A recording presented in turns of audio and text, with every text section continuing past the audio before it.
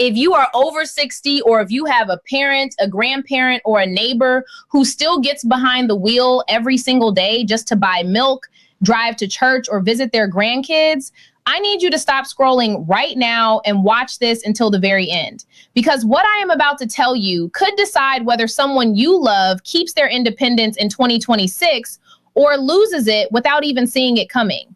This is not a small story. This is not a maybe it matters story. This is the kind of story that gets shared in family group chats at 11 o'clock at night because someone's mom just found out the hard way. Stay with me. Picture this for a second. An 82-year-old man named Walter, somewhere in Ohio, has been driving for 66 years. 66 years without a single accident. He knows his truck better than he knows his own hands. Every morning, he drives 11 minutes to see his wife in the memory care facility, sits with her, holds her hand, reads to her, and drives 11 minutes back home. That drive is not just a drive. That drive is his whole reason to get out of bed. Now imagine a letter arrives in his mailbox, cold, official, impersonal, telling him his license status has changed and he needs to take steps he didn't even know existed by a deadline he didn't even know was coming. That is not fiction. That is happening quietly, state by state, to people just like Walter right now as new rules roll out heading into 2026. And today we are going to make sure that never happens to you or to someone you love, because knowledge in this case really is the difference between staying free and getting stuck. Before we go further, if stories like Walter's hit you in the chest a little, do me one favor. Hit that subscribe button and tap the notification bell. I put together content like this because I genuinely believe seniors and their families deserve to hear this stuff in plain English, not buried in 50 pages of government paperwork nobody has the patience to read. When you subscribe, you're not just supporting a channel. You're making sure you don't miss the next warning that could protect your family. Okay, let's get into it. Rule number 1 is about vision testing becoming stricter and more frequent.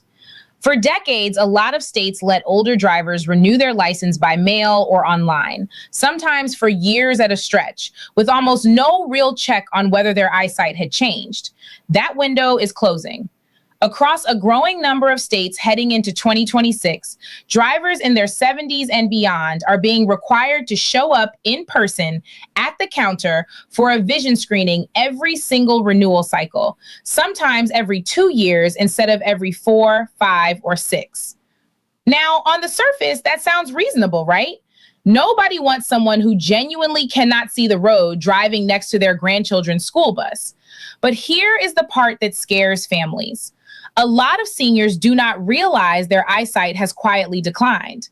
Macular degeneration, cataracts, glaucoma, these conditions creep in slowly, so slowly that the person behind the wheel adapts without even noticing they're compensating. They squint a little more. They drive a little slower. They avoid night driving without ever officially deciding to. And then one day they walk into the DMV expecting a routine renewal, and they fail the vision test on the spot. No warning, no gradual transition plan, just a hard stop right there at the counter in front of a line of strangers. Imagine the humiliation of that moment for someone who has driven safely their entire adult life. This is why I always tell families, get your parents' eyes checked by an actual eye doctor well before renewal time, not the quick chart test at the DMV.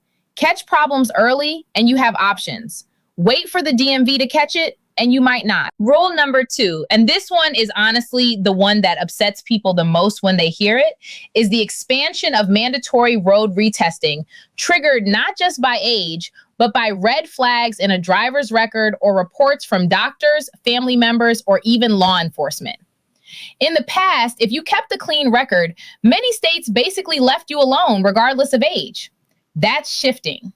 States are building systems in 2026 where a single fender bender, a couple of moving violations, or even a formal concern raised by a physician during a checkup can trigger an automatic reevaluation, meaning an actual behind-the-wheel road test for a driver who might be 75, 80, or older. Here's the human side of this that nobody talks about enough. For a lot of older adults, the idea of a road test brings back real anxiety. The same nervous, sweaty palm feeling they had at 16 years old, except now the stakes feel 1,000 times higher.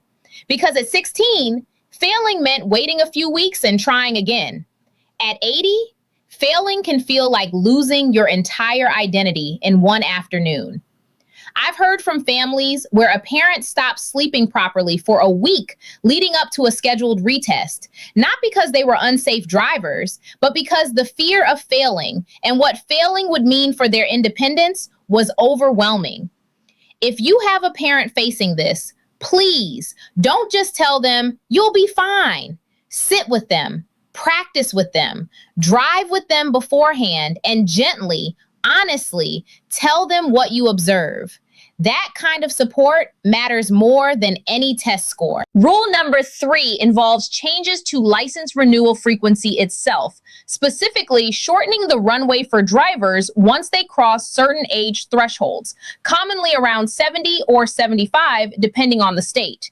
Instead of a comfortable multi-year renewal window, some states are compressing that cycle down significantly for older drivers, which means more frequent trips to often crowded, understaffed DMV offices, more frequent fees, more frequent paperwork, and more frequent chances for something to slip through the cracks. An expired card that nobody caught in time, a missed notification because it went to a spam folder, an address that was never updated after a move. Think about how disorienting bureaucracy already feels for anyone, and now imagine adding shortened deadlines on top of it for people who may not be as comfortable navigating online portals or automated phone systems. This is exactly where families need to step in. Set a calendar reminder. Call the DMV yourself if you have to, because the tragedy here isn't the rule itself. It's a loving, capable driver losing their license, not because they were unsafe, but because a deadline quietly passed while nobody was watching. Now, rule number 4. This is the one, and I mean this sincerely, that most people over 70 completely miss. And it is arguably the most consequential of all 5, because unlike the others, this one doesn't just affect whether you can drive. It affects what happens if you're ever stopped, questioned, or involved in any kind of incident on the road. States are moving toward requiring medical certification or physician sign-off tied directly to license renewal for older drivers with certain documented health conditions. Things like a history of seizures, diabetes with blood sugar instability, certain heart conditions, or cognitive concerns flagged during a medical visit. Here's why almost nobody sees this coming. Most seniors think of their license and their health care as 2 completely separate worlds. Their doctor is their doctor. Their DMV is their DMV. They've never had to think about those 2 systems talking to each other. But under these new rules, in a growing number of states, physicians may be required, not just permitted, but required to report certain conditions that could affect driving safety. And that report can directly trigger a reevaluation of that person's license, sometimes without the driver even realizing the conversation happened until the notice shows up. Imagine going in for a completely routine checkup, mentioning a dizzy spell in passing, having absolutely no idea that offhand comment gets logged, and months later, receiving a letter that your driving privileges are under review. That is the blind spot. That is why family members need to actually be present, or at least informed during medical appointments for aging parents, not to control them, but to understand what's being discussed, what's being documented, and what it could mean down the road. Quite literally. This single rule, more than any of the others, is why I strongly believe every family with an aging driver needs to have an honest, calm conversation now, before a letter forces that conversation to happen under stress. And rule number 5, rounding out the list, is the tightening of restricted or conditional licenses, meaning daylight only driving, no highway driving, limited mileage radius from home, or mandatory use of corrective lenses and hearing aids documented directly on the license itself. In the past, restricted licenses existed but were somewhat loosely enforced, almost like a formality. In 2026, that enforcement is getting real teeth. With law enforcement in several states now cross-checking restrictions during routine stops and violations carrying genuine consequences, not just a warning, but fines, mandatory retesting, or in repeat cases, suspension. For an older driver, this can feel deeply insulting, almost like being treated as a child again after decades of independence. Driving at night to see grandchildren, taking the highway to visit an old friend 2 towns over. These small freedoms are exactly what get quietly clipped away by restricted licensing. And it happens gradually enough that many seniors don't fully register how much their world has shrunk until they try to do something they've always done and realize legally they no longer can. So here is the honest heart-to-heart part of this video. The part I want you to actually sit with. None of these 5 changes exist to punish older drivers. Every single one of them exists because somewhere a family lost someone, a pedestrian, a child, a spouse in the passenger seat, in a crash that stricter oversight might have prevented. That's the uncomfortable truth underneath all of this. But knowing the reason behind these rules doesn't make it any less painful for the millions of seniors who are still sharp, still careful, still perfectly capable, and who now have to prove that capability over and over again to a system that treats every gray-haired driver as a potential risk. That tension, safety versus dignity, independence versus caution, is the real story here. And it's a tension every single family with an aging parent is going to have to navigate, whether they're ready for it or not. If someone you love is in this position right now, here's what I want you to actually do, starting today. First, find out exactly what your specific state requires, because these rules are not uniform nationwide. They vary significantly from state to state, and assuming your parent situation matches what you saw in a headline or heard from a neighbor in another state can lead to real mistakes. Call your local DMV directly or check their official website and get the specifics in writing.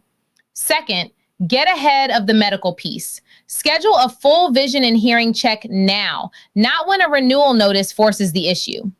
Third, have the conversation, the real one, the uncomfortable one, about what happens if driving does eventually become unsafe. Talk about backup transportation, family driving schedules, rideshare options, community senior transport services, so that if the day comes, it doesn't feel like the floor dropping out from under someone. It feels like a plan they helped build. And fourth, please, or check every notice that comes in the mail from the DMV or a healthcare provider immediately. Don't let it sit in a pile, because as we covered, the deadlines in 2026 are tighter than they've ever been, and a missed letter can mean a missed window. I know this is heavy. I know nobody wants to think about the day their parent or the day they themselves might have to give up the keys. But avoiding the conversation doesn't stop the rules from changing. It just means you find out the hard way instead of the prepared way. And I would much rather you walk away from this video informed, a little uncomfortable maybe, but informed, than caught completely off guard by a letter in the mailbox like Walter was. If this video gave you something real, something you're going to actually act on this week, do 3 things for me before you go. Subscribe to this channel, because I'm covering more of these overlooked rule changes affecting seniors and their families every single week, and you don't want to miss the next one. Hit that notification bell, because these updates roll out state by state throughout the year, and timing genuinely matters here. And drop a comment below telling me which state you're watching from and whether any of these 5 rules have already touched your family. Because honestly, reading those comments, hearing your real stories is what keeps this channel going. And it might just help another family reading the comments who's dealing with the exact same thing right now. Take care of yourselves, take care of the older drivers in your life, and I will see you in the next one.